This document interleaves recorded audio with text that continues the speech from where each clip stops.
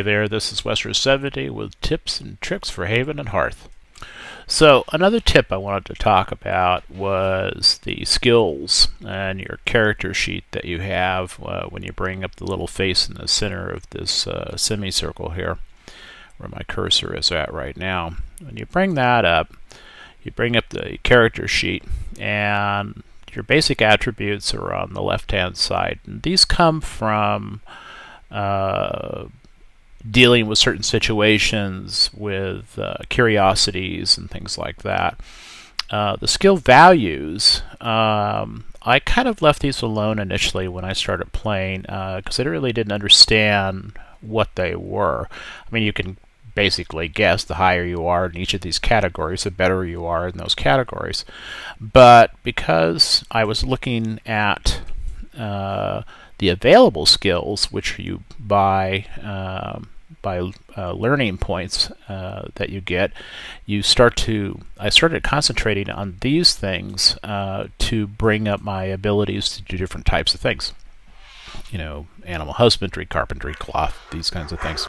So the available skills was what I was really trying to concentrate on, and I pretty much ignored the different types of skill values over here. But as I came to find out, though, if you start to increase these different skill values, then things start to appear for you during your explorations. And speaking of exploration, that's one of the ones that you should start hitting up first. Now, remember, I'm a noob too, so I don't know all the intricacies of this. In fact, I probably know very few of them. But exploration and survival are two that you really, I have found, that seem to give you the best kinds of things. You seem to have more choices in the field.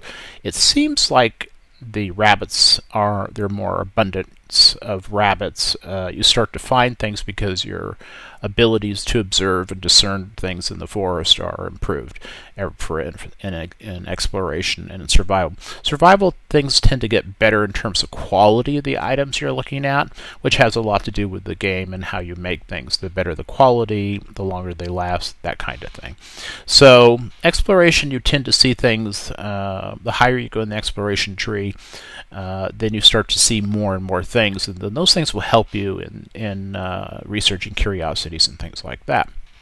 Now, speaking of curiosities, the one that I use as like my basic curiosity is the pine cone, or the cone cow. And the cone cow is made out of 4 branches and 1 pine or a fir cone. There are other cones out there, and they won't work. You have to have the fir cone. So the big thing is that I always have 2 or 3 of these cone cows in my inventory, and I always load them into this character sheet to be able to keep learning points moving along, because these will give you a lot of points, and so then you can use that in a skill tree to buy these different skills that will allow you to do different things like beekeeping and baking and archery and these things.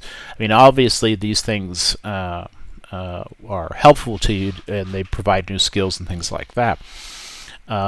So in the initially, if I had to do it over again, I would have spent more time in exploration and survival, because it allows you to find more things to be able to improve yourself. I did spend a lot of time in skill sets trying to build those up, and carpentry and farming and things like that, and wilderness and primitive tools and all this stuff were some of the ones that I started concentrating on. And now, with the different things I've done, I have a lot of costs or money or learning points that I can use. Right now I've got almost 13,500 that I can use to build up my values and actually study different things.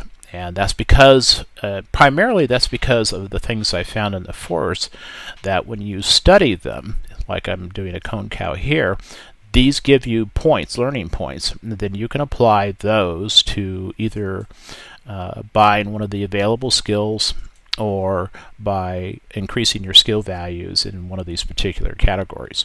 So that's important for you to remember. I mean, one of these that I got was, I think it was like 10,000 points. It was like a itsy bitsy spider web. And then I found the itsy bitsy spider, and so I think that was like 5,000 or 6,000 points. So those can add up really fast. The trouble with cone cows is they only seem to increase your base attributes in strength and intelligence, and I guess to some extent dexterity. So, but the others it doesn't do much for, and so that's a weakness as far as I can tell, and something I'll need to compensate for as I get more into the game. But those are just some of the points that you should keep in mind when you're playing, and how to set up, how to balance your attributes and your skills and what you think kinds of things you study for. And that's it for now.